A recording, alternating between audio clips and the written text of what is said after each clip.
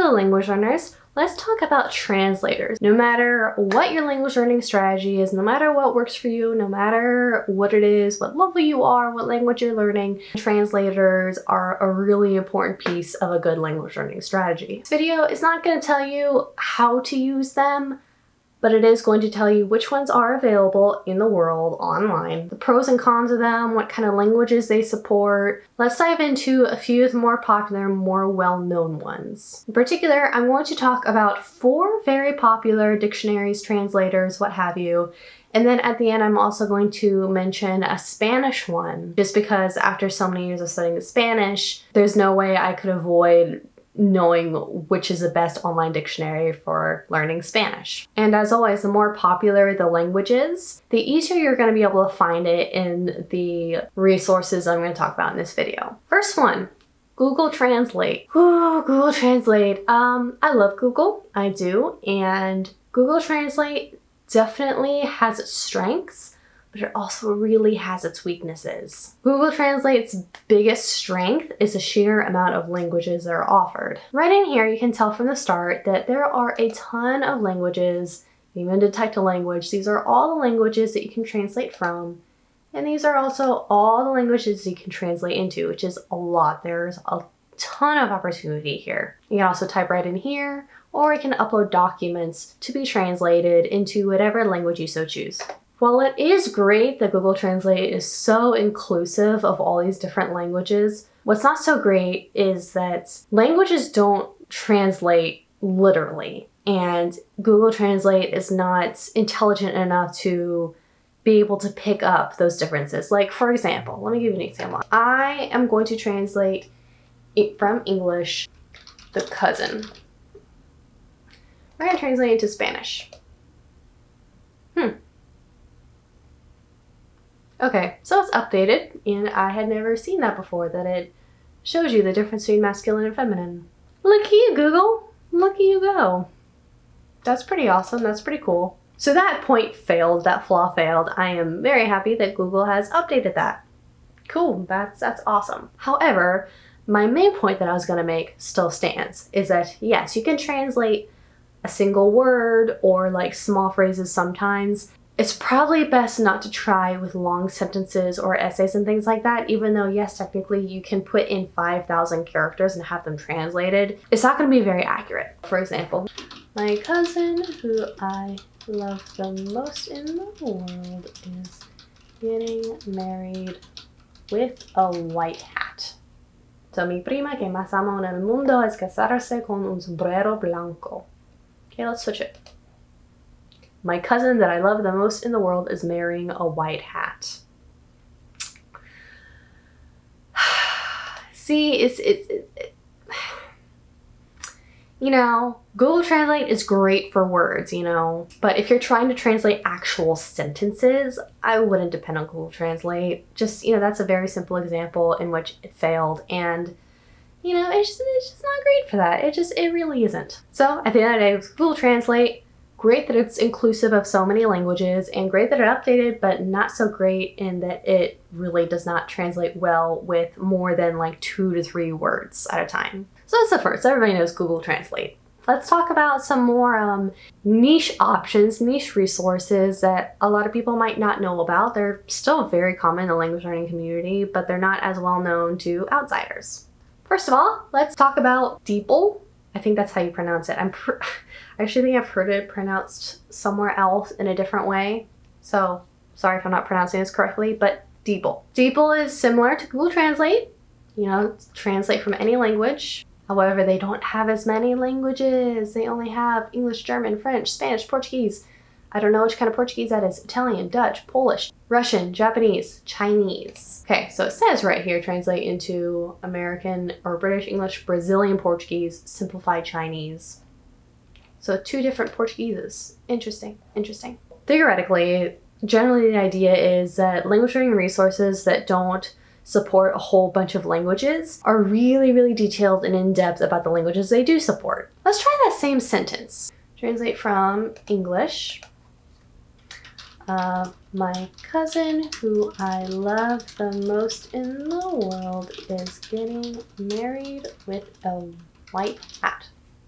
Mi prima, a la que más quiero en el mundo, se va a casar con un sombrero blanco. What's interesting is that's a completely different translation than Google Translate. I want to say that this translation is more accurate, and if I plug it back in the other way, then it's going to translate back into my English. Let's see. Let's copy this. Let's paste this. My cousin, whom I love most in the world, is getting married in a white hat. You know what's great about that? Is that it translated accurately with better English. With better English. That's awesome. Wow. That's pretty cool. Another thing that DeepL is showing me is, okay, click My, and then scroll down, it gives you examples of my. This is my new house, esta es mi nueva casa, mis, el alcanzado, mis metas, todas mis cartas son del mismo palo. This introducing some more context based on literally that word, which is awesome. World. Mundo. El mandarín es la lengua más hablada del mundo. I just discovered a new hack. So it's really important when you're learning new vocabulary and phrases and stuff like that to get context. And there are a couple of different ways to get context for your vocabulary and stuff like that. Link below in the description for a video on that, which I've already done. This is a great way to get more context. So that's awesome. These are just like a couple of different examples of sentences with that word, a synonym. Okay, DeepL, I see you. I see you. Okay. Okay. DeepL, pretty solid choice. Not as inclusive as Google Translate. I don't think anybody else is going to be that inclusive though, but more accurate. When it translated back from Spanish, it gave me better English. Let's take a look at WordReference. WordReference, again, only covers a few different languages. Spanish, French, Italian, Catalan, German, Dutch, Swedish, Russian, Portuguese, Polish, Romanian, Czech, Greek, Turkish, Chinese, Japanese, Korean, Arabic. There's a few more options compared to DeepL, and at the same time, the options are a little bit less common, which is great. English to Spanish.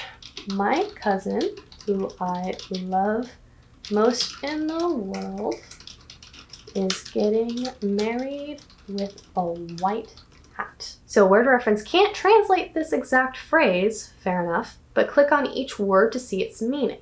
My cousin. Okay, so it's kind of a combination. It's got the context. It's not translating the phrase.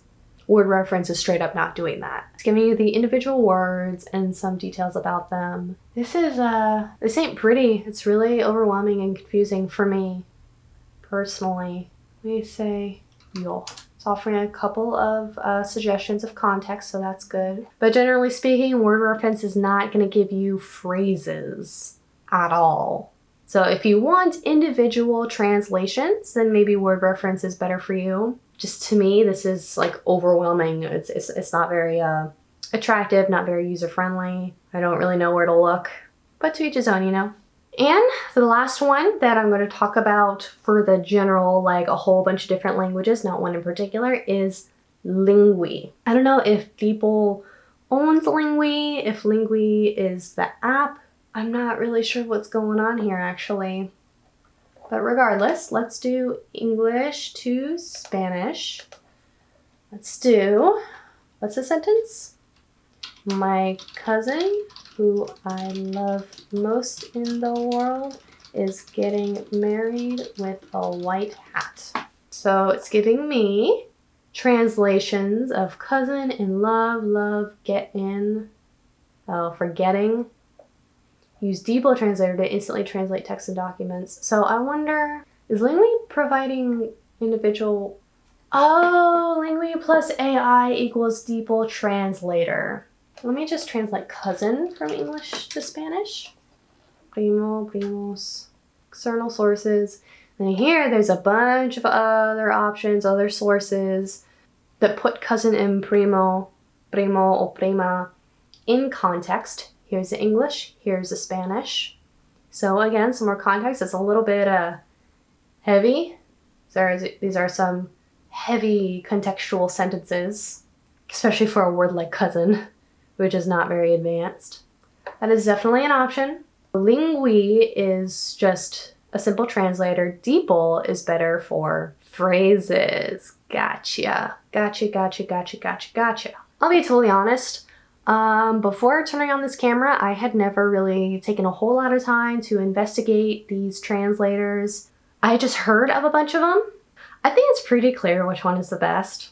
If you disagree with me, let me know, but DeepL is pretty, as long as it translates your language, because again, it doesn't seem to support a whole lot, but it's much more accurate than Google Translate, which is what you might be using, and it's not great. It is not good. Those are the general translators that I wanted to share with you. For my Spanish learning friends, if you don't know about this resource, let me show you something. We're gonna go to SpanishDict.com. Spanish Dict does a lot of different things. There's a lot of games and quizzes and stuff like that I haven't gone too far in depth with, but they provide a lot of resources. You can see right here, popular grammar topics. Preterite, por versus para, imperfect, ser versus estar. Popular vocabulary lists, tricky pronunciations, interesting words, textbook vocabulary, and grammar. Word of the day. Word of the day is pretty good. I'm not gonna lie. You can get like an email or a notification in your app for the word of the day. Not bad. I do have to say that DeepL's translation of the phrase was a lot more accurate than I'm probably gonna get out of Spanish Dict. I might have to shift how I'm learning Spanish. I have used Spanish Dict for translations for many, many years. Let's try my cousin, who I love most in the world, is getting married with a white hat. Let's see what Spanish Dict does with this. Mi primo que más amo en el mundo se está casando con un sombrero blanco. That's fairly accurate. That's pretty accurate. Okay. And then you get the word by word. My cousin, who I love most in the world, is a conjugation of be, get married with a white hat. See, I told you, I am all about Spanish Dict. I've been using it for a lot of years, and this is the reason why. If you're learning Spanish, Spanish Dict is probably going to be more helpful than DeepL, because when you're working on different conjugations, you have quizzes and helpful content right on Spanish Dict that are going to help you a lot. I definitely use Spanish Dict to practice my preterite, my por versus para. There's a lot of free resources on Spanish Dict that can help you drill these concepts. That can be really, really helpful. That is all that I have for translators.